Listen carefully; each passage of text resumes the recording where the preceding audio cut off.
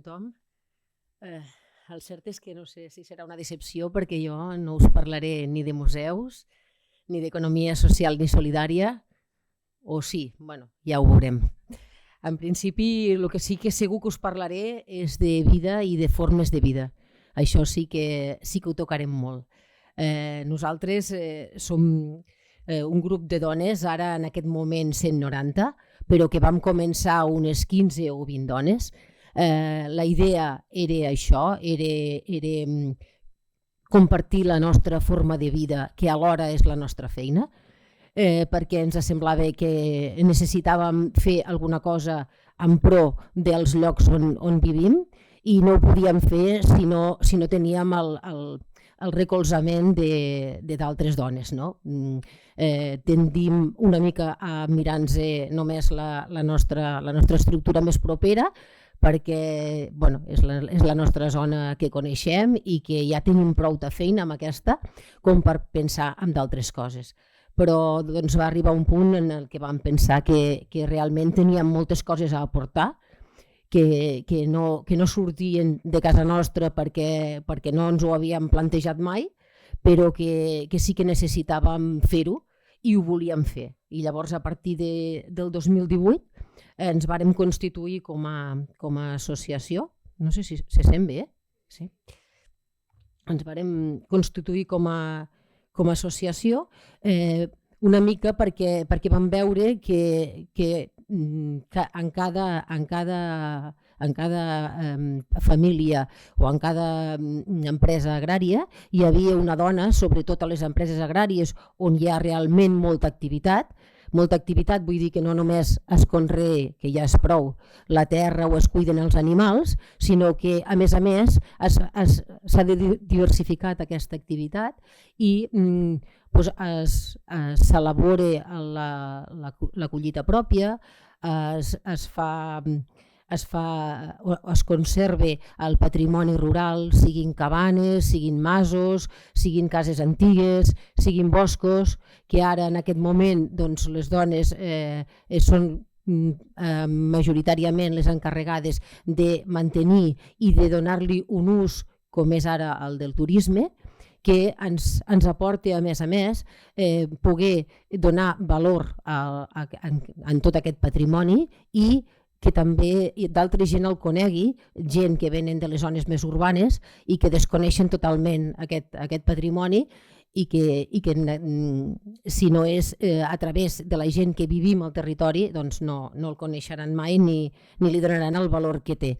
Perquè la part fonamental que cal que coneguin la gent que no pertanyen al món rural, que no viuen al món rural, és que puguin veure que no només som productors d'aliments, que ja és molt, sinó que a més som conservadors, som dissenyadors, som arquitectes de tot el paisatge que després es pot admirar i que ens aporta tants beneficis, encara que des d'una ciutat no ho sembli, sembli que sigui una cosa menor.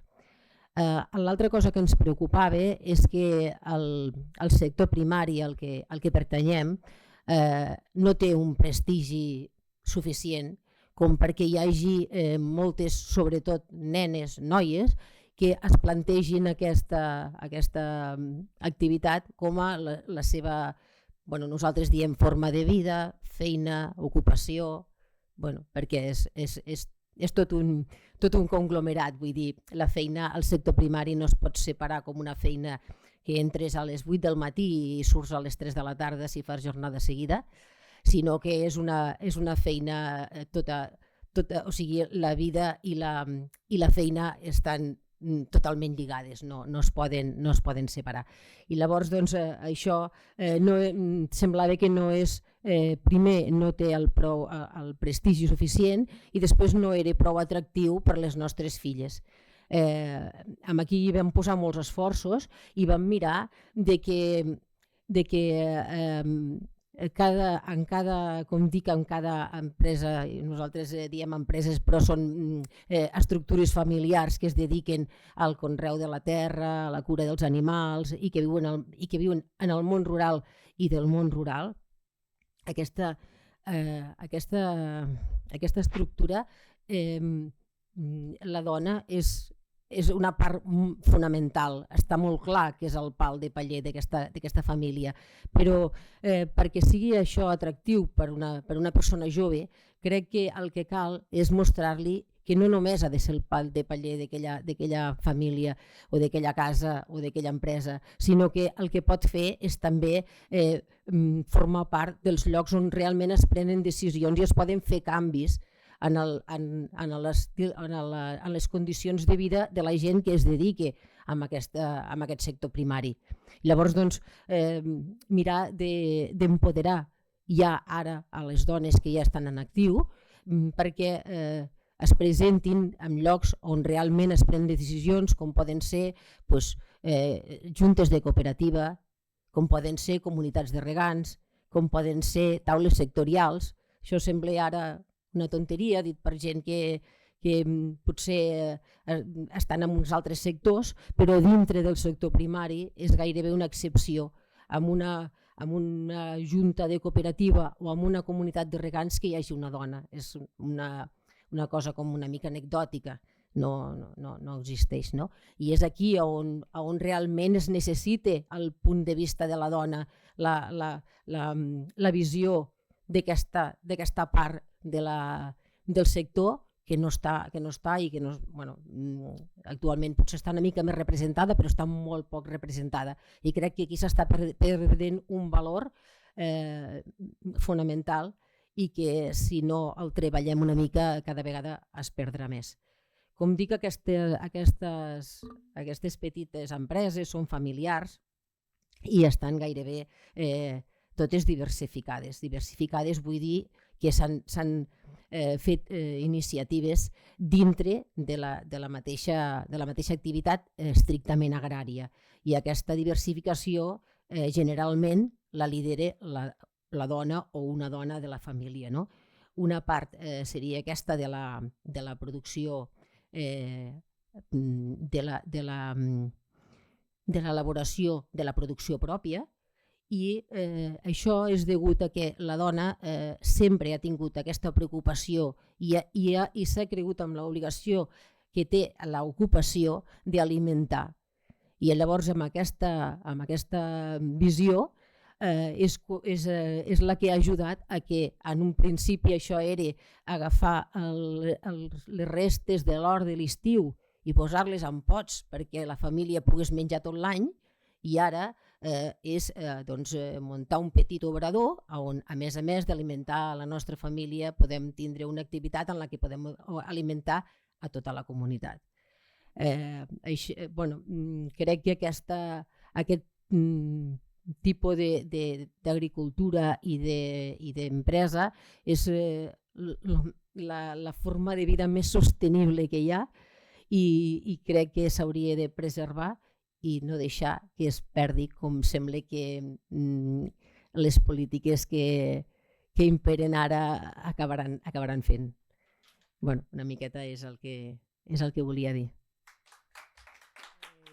Primero de todo, agradecer tanto a Treba y Solidari y a sus coordinadoras y organizadoras la acogida y la organización del seminario, y al Museo de la Vida Rural por acoger también este seminario y acogernos entre sus paredes y sus brazos. Y quería también aprovechar desde aquí para felicitar todas las ponencias de esta mañana, porque estoy impresionada y espero estar a la altura, en serio, porque vamos, pero además me parece muy interesante porque creo que hay muchas cosas que se han dicho que se enlazan, que no es exactamente lo que voy a decir, pero que se enlaza perfectamente y espero que vaya a ser también igualmente interesante. Como ha comentado antes Adriana, voy a hablar más de museos y específicamente sobre todo al final, ya lo veréis, porque voy a partir de algo más general, que va a ser el marco legal a nivel internacional sobre perspectiva de género, patrimonio cultural y museos, a través de algunos textos de organismos internacionales como los que podéis ver ahí. para partir también de los ODS, o sea, cómo en el sector cultural y específicamente de los museos y el patrimonio cultural se pueden aplicar o relacionar los ODS con el trabajo que se hace, que se puede hacer en este campo, para pasar luego a hablar del patrimonio cultural como algo construido, las distintas dimensiones del patrimonio cultural y ya cómo aplicar la perspectiva de género en los museos como institución cultural dentro de ese ámbito. Y finalmente quería enseñar dos ejemplos, o sea, es como, pues eso, dos ejemplos que ilustran lo que voy a ir diciendo antes. El segundo, como no hay internet, bueno, intentaremos hacer un apaño a ver si podemos, es porque era un pequeño vídeo donde se puede escuchar a una persona, a una mujer, que habla de estos temas. Vale. Entonces, bueno, en cuanto al marco legal internacional, empezando por la convención que ya conocen sobre el patrimonio cultural inmaterial de la UNESCO, que precisamente era una convención que no mencionaba explícitamente el género como categoría, ¿no?, de análisis, y que de hecho dio pie a una reunión de expertos posterior sobre el tema por la necesidad misma y por las lagunas que presentaba esa convención. Hubo unas críticas por parte de las feministas precisamente entre esa tensión que yo creo que en esta mañana también de alguna manera se ha mencionado, esa tensión que existe a veces precisamente entre la defensa de ciertas prácticas culturales que están protegidas como patrimonio cultural inmaterial y los propios derechos de las mujeres, ¿no?, porque son prácticas que a lo mejor son excluyentes o que discriminan, ¿no?, y cómo puede resolverse esa tensión según los contextos culturales en los cuales nos encontremos, lo cual no es un tema fácil, ¿no?, de resolver, pero que lo ponían sobre la mesa. Otra de las lagunas también que se denunciaron de alguna manera era la falta de precisamente explicitar el papel, la participación de las mujeres en ciertas prácticas que al no aplicar precisamente la perspectiva de género y utilizar un lenguaje falsamente neutro, pues invisibilizaban realmente la aportación que las mujeres como colectivo podían tener en ciertas prácticas que se estaban protegiendo, ¿no? Pero bueno, la UNESCO enmendó este tema y en 2015 publicó esta publicación, este informe que deben de conocer, Igualdad de Género, Patrimonio y Creatividad, y también en 2015 Patrimonio Cultural Inmaterial y Género, que era precisamente aplicar esta perspectiva de género especialmente a este ámbito del patrimonio cultural inmaterial. Donde resaltaban precisamente la importancia de visibilizar la participación, el papel de las mujeres en los distintos procesos de patrimonialización. Luego volveremos a ello, ¿vale? Y además, cosa también que me parecía interesante, el enfoque que le daban en este documento, insistiendo en la diversidad de géneros, porque es verdad que cuando hablamos de género tenemos tendencia a pensar únicamente en las mujeres y además con el consiguiente peligro de pensar en un como un colectivo homogeneizado y pues eso, único, cuando en realidad cuando estamos hablando de género estamos hablando de diversidad de género, estamos hablando de identidades en plural, no olvidemos las identidades trans, no olvidemos a los hombres, o sea, hay gente que diría, ¿pero qué dices? Si solo pensamos en ellos, no, pero critiquemos también las masculinidades, analicemos, ¿no? O sea, y esa diversidad, ese enfoque más relativista de este documento me parecía importante, interesante. Y luego en 2015 también esta recomendación relativa a la protección y promoción de los museos y colecciones resaltaba en su punto 17, también es un documento de la UNESCO, que resaltaba en su punto 17 la necesidad para los museos de promover la defensa de los derechos humanos y la igualdad de género. Y aquí lo Uy, perdón, me habéis entendido seguro. Es que estas horas ya, yo espero no daros mucho porque son horas complicadas. Luego el ICOM. En 1997 ya, es decir, parece que, en fin, no hace tanto, pero claro, cuando hablamos de esto y los pasos que estamos dando bastante importante en estas últimas décadas, bueno, el 97 ya era una edad relativamente temprana para estos temas, pero este informe que emanaba de este grupo de trabajo sobre museos y diversidad cultural mencionaba en varios puntos la importancia de tener en cuenta el género como categoría, la sexualidad también, pero siempre insistían mucho interseccionándola con el tema de la etnicidad, es decir, cuando estamos hablando de género, y volveremos también sobre ello, es una construcción cultural y es importante contextualizarlo en su contexto cultural, social e histórico también, porque sabemos que evoluciona a lo largo del tiempo, ¿no? En 2013, ya más tarde, las resoluciones que se adoptaron a raíz de la Asamblea General de ICOM celebrada en Río de Janeiro, en la resolución 4 también es cuando ya le dan la importancia a tomar en cuenta la perspectiva de género como, digamos, forma de inclusión, de mejorar la inclusión en los museos. Y daban 3 recomendaciones que voy a leer. Recomendamos que los museos analicen las narrativas expresadas desde una perspectiva de igualdad de género. Recomendamos que con el fin de establecer una política de igualdad de género, los museos trabajen con el público, el personal y los programas desde una perspectiva de igualdad de género y al mismo tiempo las ideas se materialicen.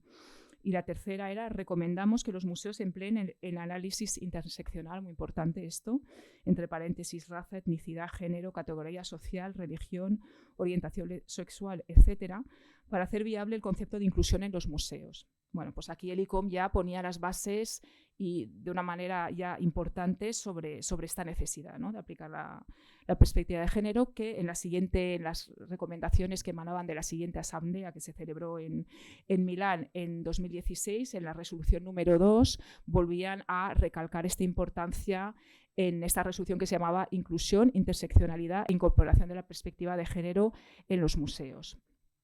Las intenciones han quedado un poco ahí porque es verdad que creo que desde el ICOM todavía hace falta precisamente que se materialice, ¿no?, más esta perspectiva. Pero bueno, estas cosas, como comentábamos con Maider esta mañana, es un trabajo de hormiguita y de poco a poco, pero va calando. Finalmente. Y en cuanto al ICOMOS, una resolución muy reciente de 2023, de septiembre, en la cual también dan prioridad a la diversidad de género y al empoderamiento como parte de su plan trienal de acción, ¿vale? Entonces vemos que desde los organismos internacionales son recomendaciones y es algo que se va consolidando para que luego vaya permeando en lo que es la práctica museal. Bueno, no estoy hablando de la práctica museal, que estoy hablando del aspecto más legal, digamos, pero es verdad que los museos ya estaban trabajando desde antes, algunos, y siguen trabajando, pero siempre es importante que haya un respaldo y una sensibilización también, ¿no?, y una concienciación sobre estos temas. El segundo apartado era en relación con los ODS, ¿no?, que es uno de los temas que ocupan también en este seminario. Bueno, esto ya lo conoce todo el mundo. Estos 17 ODS que forman parte de la Agenda 2030 de la ONU y entre los cuales tenemos en este punto 11 ciudades y comunidades sostenibles, el objetivo 11.4, que sí que es el que hace referencia explícitamente al patrimonio cultural, con este objetivo de redoblar los esfuerzos para proteger y salvaguardar el patrimonio cultural y natural del mundo, ¿vale?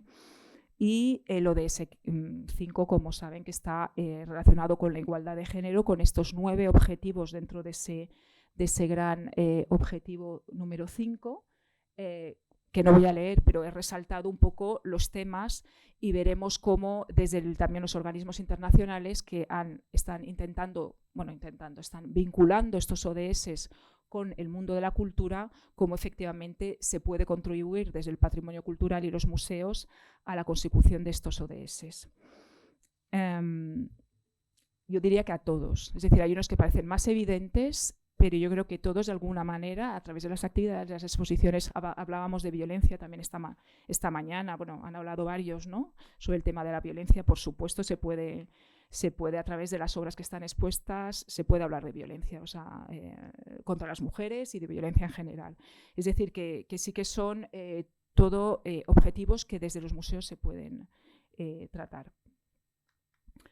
Desde la UNESCO, aparte de publicar un informe, ¿no? un desplegable sobre este tema, ha desarrollado también en 2020 una serie de indicadores precisamente para medir cómo la cultura puede contribuir a la consecución de estos 17 ODS. Estos 22 indicadores los han organizado en 4 áreas, que son las que vemos aquí: medio ambiente y resiliencia, prosperidad y medios de vida, conocimiento y competencias, inclusión y participación. Y como ven, el ODS 5 está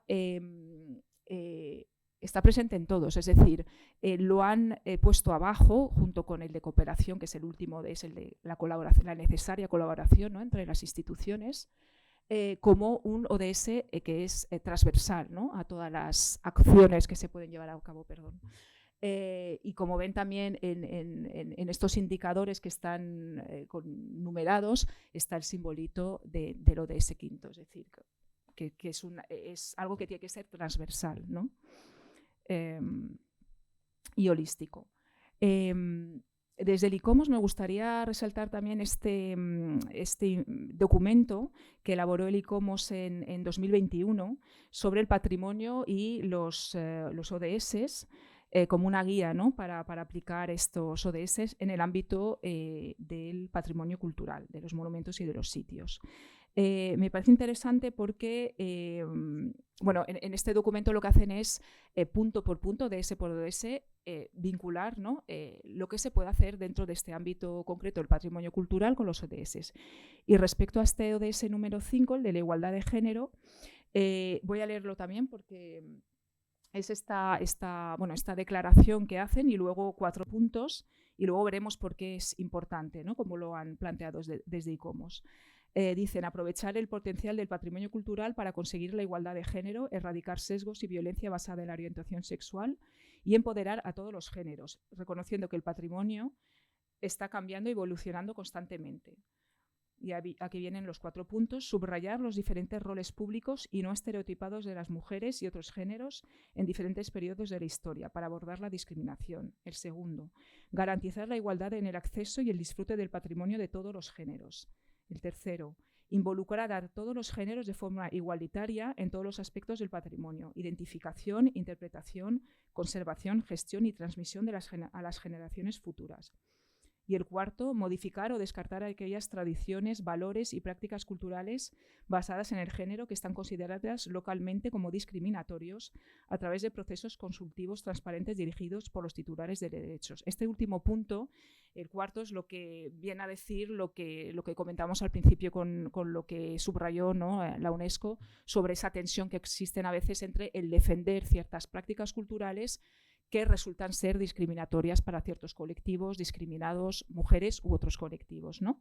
Entonces, este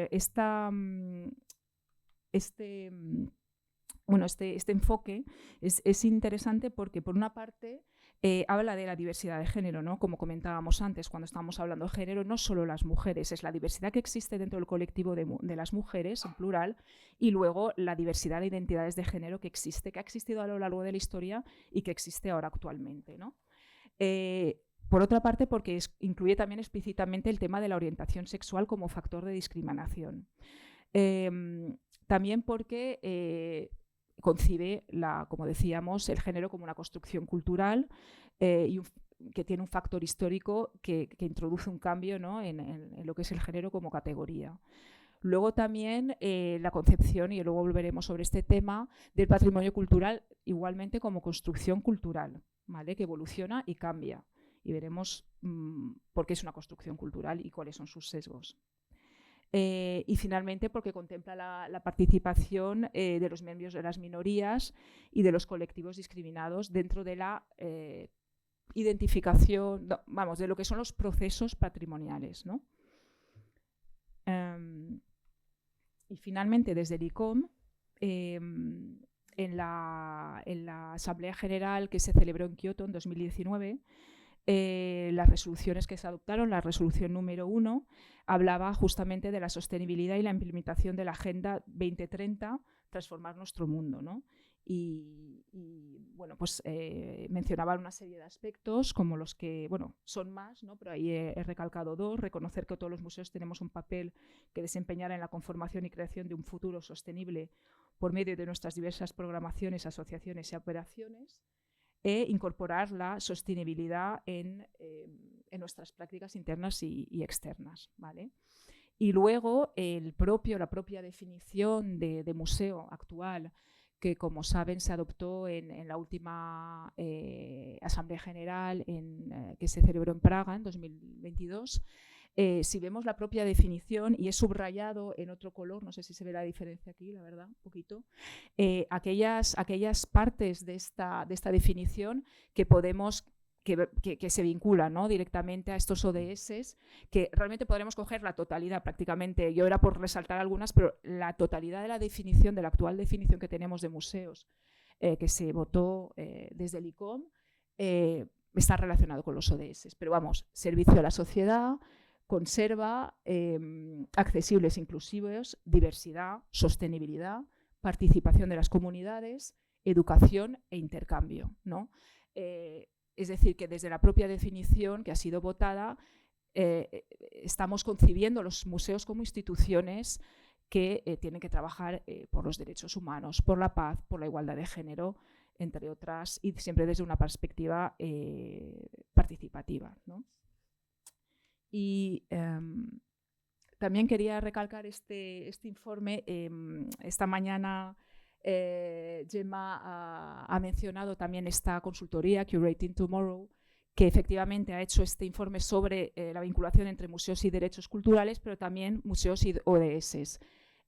Pienso que puede ser útil, o lo quería sacar porque si hay gente de museos aquí, bueno, pues siempre son herramientas que tenemos a nuestra disposición, ¿no?, para ver, cuando nos planteamos abordar todos estos temas, a ver por dónde empiezo, ¿no? Pero a mi parecer vincula el ODS 5 solamente en 2 puntos, que los he recalcado ahí, y para mí creo que tendría que ser una cosa muchísimo más transversal, y pienso que debería estar mucho más presente. Pero bueno, es un buen documento para empezar a trabajar en ese sentido. Esta tercera parte sobre patrimonio cultural, museos y género, ¿no?, cómo se vincula la perspectiva de género con el patrimonio cultural y por qué. Tenemos aquí una definición que da la UNESCO sobre patrimonio cultural, donde vemos, no la voy a leer, la podéis leer perfectamente, pero donde vemos que hay unos términos como apreciado, valores y reconocidos, que nos hablan de algo que está construido, que está negociado por una comunidad, un colectivo, una sociedad, en base a unos valores, ¿vale? ¿Esto de qué nos está hablando? Pues de que el patrimonio cultural, efectivamente, como dice la propia definición, depende de unos valores que nosotros atribuimos a objetos, a cultura material, a manifestaciones también inmateriales, pero estos valores, como son valores, dependen de unos criterios, al fin y al cabo, subjetivos, ¿no? Y dependen también, al fin y al cabo, de elecciones y de decisiones que estamos tomando, ¿vale? Pero ¿quién toma esas decisiones?, ¿no? Esta es la cuestión. ¿Quién está decidiendo qué es patrimonio y qué no? ¿Qué es lo que merece ser conservado y qué no? Cómo lo categorizamos, todo ese conjunto de decisiones, cómo concebimos el propio patrimonio, lo que nos está diciendo es que es algo construido, ¿no? Y esto quiere decir que no es cambiante, no es estático, es cambiante a lo largo del tiempo, es cambiante en función de las sociedades. Igual hay sociedades que valorarán más unos aspectos, otros, y dentro de una misma sociedad hay un aspecto, como es el género, que también es una categoría que establece relaciones de poder y que establece también bueno, pues unos criterios diferenciadores, ¿no?, y que introducen unos sesgos. Como en nuestras sociedades patriarcales y androcéntricas, esas decisiones, ese poder ha estado en manos de, bueno, pues eso, de los estamentos sociales más altos, de los hombres blancos, pues claro, ese sesgo está introducido ya desde el principio, en que empezamos a pensar en cómo concebimos el patrimonio cultural, ¿no? Entonces, ese sesgo se va a trasladar a todos los procesos patrimoniales que vemos aquí. Desde la identificación de lo que es patrimonio y lo que no, hasta luego los procesos mediante los cuales conservamos, identificamos, documentamos, hacemos inventarios del patrimonio, hacemos planes de conservación, lo transmitimos o hacemos inscripciones internacionales, que se esté inscribiendo en el patrimonio cultural y material y que no. Todos estos temas la UNESCO también vamos a estar reflexionando sobre ello, ¿no? Bueno, lo comentaban también, por eso digo que esta mañana se han hablado de tantos temas que todo se entrelaza, es muy interesante, porque también se ha hablado de efectivamente, hay en las listas, se representa a la comunidad gitana a través de las prácticas que estamos protegiendo como patrimonio inmaterial, ¿no? Bueno, pues si esos sesgos se trasladan a todos estos procesos, el resultado es que va a haber, pues, desde una exclusión total, que hay de hecho prácticas que excluyen, o sea, porque está en las propias normas, ¿no?, culturales de esas prácticas, se excluyen a colectivos, entre ellos las mujeres, o va a haber una invisibilización o una infrarrepresentación, o ya en torno al discurso puede que estén presentes, pero que haya interpretaciones erróneas o discursos sesgados o estereotipos de género que permanecen en lo que son los discursos sobre el patrimonio, ¿no? O sea, diría entre otros, seguro que se os ocurren otros riesgos, digamos, otros peligros, pero es uno de los riesgos que se corre cuando este sesgo androcéntrico está ya desde base y se traslada a todos los procesos. ¿Y de qué hablamos cuando hablamos de patrimonio cultural y perspectiva de género? Yo distingo en dos dimensiones. Una, cuando hablamos del género, o sea, de la identidad de género como sujetos, o sea, de las mujeres y otros colectivos como sujetos del patrimonio, es decir, personas que están participando, que están haciendo, que están creando o usando patrimonio, y luego veremos el género como representado a través del patrimonio, ¿vale? Son como dos dimensiones distintas. Entonces, hablando de estos colectivos como sujetos del patrimonio, distingo material e inmaterial porque es verdad que son a veces problemáticas distintas. Pueden ser creadoras o productoras, una cuestión de autoría, ¿no? Que a veces cuando pensamos sobre todo en los museos, muchas veces cuando pensamos en perspectiva de género, nos ceñimos o nos cegamos un poco solo con la autoría, ¿no? Sobre todo en los museos de arte. Yo estoy en un museo que hay un poco de todo, pero es verdad que los museos de arte se suelen centrar en cuántas mujeres tenemos ¿no?, expuestas o cuántas tenemos en los almacenes. Bueno, pues este tema es importante, pero también están las usuarias, es decir, hay cultura material que no es producción de mujeres, pero que han usado mujeres en sus actividades cotidianas en distintos ámbitos, ¿no? Y también como conservadoras o transmisoras, es decir, esta dimensión ya no es ni siquiera que lo hayan a lo mejor podido usar, pero sí que lo están conservando, están contribuyendo a que algo se mantenga, ¿no? Puede ser patrimonio en uso o en desuso, pero contribuyen a que se transmite y que se conserva, como comentaba Dolors, también ese papel que tienen las mujeres, ¿no?, en esta cosa de la conservación, del mantenimiento.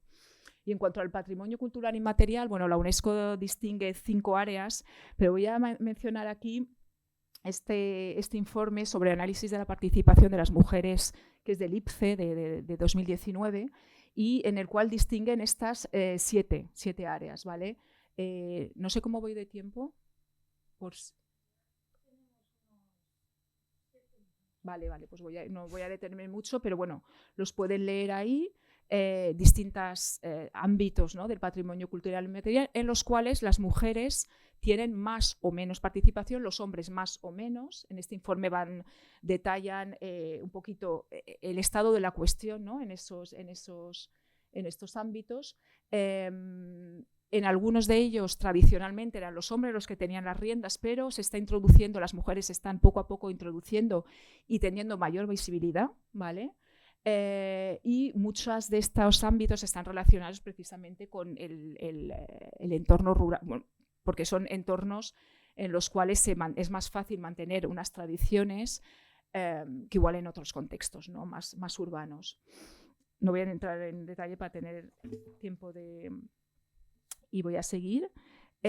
Y, como comentaba, la segunda dimensión es cómo a través del patrimonio cultural, ya no hablamos de los colectivos como sujetos, ¿no? como hacedores, digamos, de cultura o participantes del patrimonio cultural, sino cómo a través del propio patrimonio cultural, que como hemos dicho era una construcción cultural, el género, que también lo hemos dicho, lo es, cómo se representa. Es decir, y esto también en el informe que comentaba antes de la UNESCO de 2015, dice que hay una reciprocidad entre patrimonio cultural y género, en esta doble dimensión como construcción cultural, ¿no? Como constructo, y porque es verdad que ciertas manifestaciones culturales, y sobre todo el patrimonio cultural inmaterial, lo que están haciendo es representar roles, identidades, normas sociales en torno al género, mantenerlas, legitimizarlas, pero también a veces criticarlas e incluso subvertirlas, ¿no? Como ocurre en el carnaval, que es un momento de ruptura, ¿no? Como saben, en el año. Es como una especie de paréntesis donde las normas sociales precisamente se subvierten y a veces se les da la vuelta, ¿no? Y a veces precisamente estas normas sociales en torno al género se pueden subvertir en espacios pues de este tipo, ¿no? De festivos o rituales incluso. Entonces esta es otra dimensión, pero también muy importante. Ya no solo estamos hablando de sujetos, sino de cómo estas normas sociales de género a través del propio patrimonio cultural se están o bien perpetuando o bien criticando, legitimando, etcétera, ¿no? Y para acabar con este bloque ya, cómo la perspectiva de museos, la perspectiva de género se aplica a los museos. Como comentaba y lo ha comentado antes Adriana, y es verdad que me gustaría insistir en esto. Es verdad que la perspectiva de género muchas veces digamos que se piensan en aquellas actividades que tienen más visibilidad, como la exposición, las actividades educativas, pero no hay que olvidar que en un museo hay un conjunto de funciones. Insisto en que este orden no es jerárquico porque yo trabajo ahí, en lo que está al final, en educación y comunicación, pero sí que es un orden un poco lógico secuencial, es decir, cuando un objeto llega al museo, más o menos el orden que lleva el objeto desde que llega hasta que al final lo comunicamos, ¿no? Sería más o menos a veces te puedes saltar un paso, volver y tal, pero hay dos aspectos importantes que no hay que olvidar, que es la gestión y la organización interna, y esto también Javier ha hablado un poco, ¿no? Que es verdad que también es un aspecto en el cual no solemos o nos olvidamos que somos los que estamos trabajando, ¿no? En los museos. Yo muchas veces, ¿cómo estamos trabajando? ¿Hay jerarquía? ¿Cómo son esas jerarquías? ¿Cómo distribuimos? ¿Quién toma las decisiones? Todos esos temas también, cuando hablamos de perspectiva de género y museos, generalmente se obvian, pero son muy importantes. Y finalmente la comunidad, por eso está toda esa gente ahí, que no es que esté fuera, es porque he puesto las rayitas, no está fuera, pero está ahí porque la idea es que debería, en la medida de lo posible, participar en todos los procesos. Hay unos que son muy fáciles o más evidentes, como es la educación, la exposición incluso, la comunicación. Hay otras etapas en las cuales son quizás más complicados o porque no nos hemos puesto a ello, ¿no? Pero que también es posible. Entonces, ahora ya para finalizar, traía dos ejemplos, uno de ellos como para ilustrar, ¿no? Todo aquello que hemos dicho, que parece igual como todo muy, muy teórico, pero tiene su... Vamos a bajar ahora a la tierra. Y es este museo de San Juan de Plan, que está en el Pirineo aragonés, en Huesca, y en el cual hay un ejemplo, es un museo de iniciativa de las vecinas y de las mujeres, de comunitaria, pero además de un grupo de mujeres del pueblo, ¿vale? Por una parte, yo me centraré más en el museo, pero también es verdad que han recuperado o han ayudado a mantener, a conservar, como parte del patrimonio cultural inmaterial, el tema de las danzas, ¿no? Con la creación de ese corro de bailes y además toda la indumentaria como cultura material y patrimonio cultural material que va asociada, ¿no? A las danzas, como podemos ver en la imagen. Y luego ya, en relación con el patrimonio cultural material, es esa creación del Museo Etnológico de San Juan de Plan, como he dicho, cuya iniciativa y gestión está en manos de las vecinas del pueblo, lo cual me gustaba mucho este ejemplo, ha sido tratado por diversas personas, pero hay un artículo de Josefina Roma en una revista en Hermus, la conocerán, donde lo explica bien, ¿no? Que es una iniciativa que parte de las mujeres, en concreto esta señora Josefina Loste, que la gestión y el mantenimiento del museo corresponde a ellas, y la gestión de las llaves. Esto lo he puesto porque, claro, además me hizo pensar pero bueno, no, esto es una súper digresión, así que ni la voy a mencionar, pero vamos, que el tema de las llaves es importante. Y entonces, en esta serie de funciones que mencionábamos antes, podemos ver que en todas ellas, o casi, salvo quizás la investigación, está esta participación directa de este grupo de mujeres, ¿no? Tanto en lo que es la parte de colección, o sea, al principio, cuando ya se ha decidido que algo hay que porque vale la pena conservarlo, porque forma parte de nuestro patrimonio local y lo queremos conservar, ese proceso de identificación lo han hecho las mujeres. Esos objetos los han localizado ellas y los han reunido en un espacio que es la antigua abadía del pueblo, que además se compró gracias a una subvención de la Diputación de Huesca. Pudieron comprar ese espacio, que realmente es una casa, entonces también es interesante. Ahora lo veremos para la parte de exposición, porque es el ámbito doméstico, ¿no?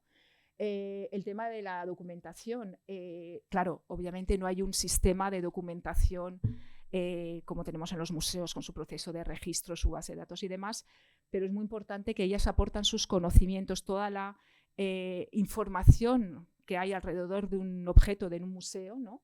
Y que le da su valor. Son ellas que lo han aportado, sus conocimientos, son los objetos, los nombres locales para nombrar los objetos, eso es muy importante también. Es decir, que reposa todo sobre algo un poco frágil como es la memoria y la oralidad, ¿no? Que si no queda registrado luego desaparece, y eso es el punto a lo mejor débil que yo veo, que es muy bonito, pero que eso luego hay que registrarlo porque si no efectivamente desaparece. En cuanto a la conservación, como subraya la autora Josefina Roma, hay un problema de recursos humanos y económicos para llevar planes de conservación como tocaría para poder conservar todos estos objetos, que además muchos son de materiales orgánicos, con lo cual son más sensibles a los procesos medioambientales. Pero lo interesante es que aplican métodos de conservación que se aplican en las propias casas, como es poner una rama de esplieglo, no me saldrá tampoco, en lo que es la indumentaria para ahuyentar a las polillas y otros parásitos, ¿no? O sea, también estamos valorando ahí no solamente el acto de conservación, sino esos saberes que van con el acto de conservación. En cuanto a la investigación, bueno, es un pueblo, es una zona que había estado ya investigada y estudiada por antropólogos anteriormente a la creación del museo, ¿no? Desde finales de los años 60 por distintos antropólogos, entre ellos también un grupo de antropólogos holandeses y antropólogas holandesas que de hecho dejaron unos maniquíes que están expuestos ahí, o sea que elaboraron ellos mismos unos maniquíes que están expuestos allí con indumentaria local y con también indumentaria del pastor. En cuanto a la exposición, bueno, como he dicho, era una antigua abadía. Lo interesante es que es una casa, ¿no? Sabemos que la casa es ese espacio no solo de familiar, sino también de interacción social. Es el espacio por excelencia de la mujer, porque la mujer estaba relegada, más o menos, dependiendo de las zonas, pero a todas estas actividades del ámbito doméstico, a todos los trabajos vinculados a la casa, también todos los trabajos de cuidados, de crianza, de preparación de los alimentos y demás. También de parentesco, ¿no? Y entonces todos los objetos que están expuestos son objetos de la vida cotidiana que tienen ese hilo conductor de la casa, pero hay también algunos objetos relacionados con las actividades del campo y del pastoreo también.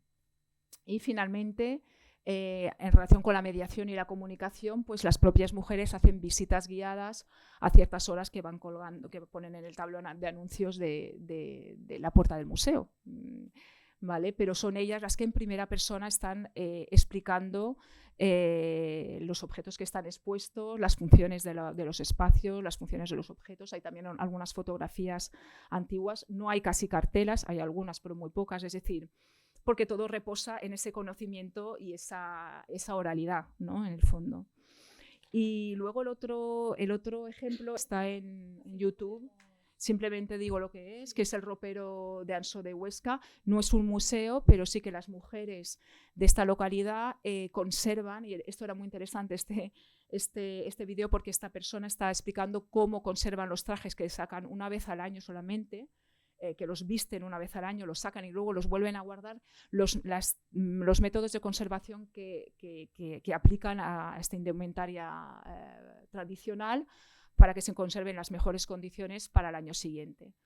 Entonces, no es un museo, no está abierto, pero es esa transmisión, esa conservación del patrimonio, esa valorización también y esa transmisión a las generaciones siguientes. Y bueno, pues eso era todo. Muchas gracias. Gràcies a totes i tots que gràcies per les aportacions, gràcies per les reflexions. Jo m'he quedat, com que hi ha molts inputs, moltes frases, moltes coses que ens generen reflexions, però destaco com les frases amb les que m'han arribat més, no? Com aquesta cultura entesa com una experiència estètica i intel·lectual que porta a apreciar les diferències, i doncs allí ens enllacem amb la diversitat tan important que ha sortit com a paraula. El que és interessant és que en totes les ponències hi havia com conceptes i paraules que tornen, no? Que estan ahí. Llavors sí que veiem que això és l'important que s'ha de mantenir, no? El museu com un projecte educatiu. També aquesta confusió, no? Que per protegir el que deia la Maider, no? Que per protegir l'objecte s'oblida com la comunitat ho viu, com s'apropia d'això, com s'empodera, que no és una cosa a part, no? Que fa part d'un conjunt, d'una comunitat, no? I aquí el concepte de comunitat que ha tornat moltíssimes vegades, i narrar la vida com des de la construcció de la paz, no? I no narrar la vida des de la guerra, no? Que ahí sí que, reflexiones meves, però sí que hi ha molta ja. I també aquesta pregunta, quines són les bruixes en els museus, no? És molt interessant. I les bruixes com a figura d'aquella persona cuidadora, aquella persona que també té un saber i que ho comparta dintre d'una comunitat, no? No com aquesta cosa aislada, no? Aïllada, sinó com una cosa que fa part d'una comunitat més gran que ella, no? I això també que ens porta a escoltar les preguntes del territori, aquesta cosa de fer xarxa. I un museu com una institució al servei de la societat, no? Llavors, totes aquestes paraules que han sortit molt, com la conservació, com conserva, també la imatge, no? De les conserva, l'accessibilitat, la inclusió, la diversitat, sostenibilitat, participació, comunitat i intercanvi. I aquesta última cosa, aquesta aportació molt important, no? Com el patrimoni no com un objecte, una entitat neutra, que és un objecte, òbviament, molt marcat, que està dirigit, que es tomen unes eleccions, es prenen unes eleccions, unes decisions, i des d'allí es marca com una cosa molt sòlida, no? I que hegemònica, que no canvia. Llavors, per pensar, per reflexionar, hi ha moltíssim, i com que hem repetit molt també la paraula participació, i també estem en aquest format com que no convida molt a la participació. A mi m'agradaria baixar, m'agradaria que algú de vosaltres pugui fer alguna aportació, i si no hi ha més aportació, nosaltres havíem pensat també en unes consignes sobre les quals volíem seguir pensant, que igual us la deixem aquí com detonants d'altres propostes, d'altres coses, que podeu anar pensant en això. I havíem pensat per poder compartir amb una dinàmica, però com que no ens dona temps ara, les deixem aquí per reflexionar. Tornem a agrair moltíssim l'espai que ens heu cedit des del Museu de la Vida Rural. Cadascuna de les ponències han sigut molt enriquidores. Agraïm una altra vegada a l'Agència Catalana de Cooperació que fa possible aquest tipus de projectes, i esperem que hi hagi moltes més oportunitats per ampliar aquest espai de fer xarxa, sobretot. I ja està.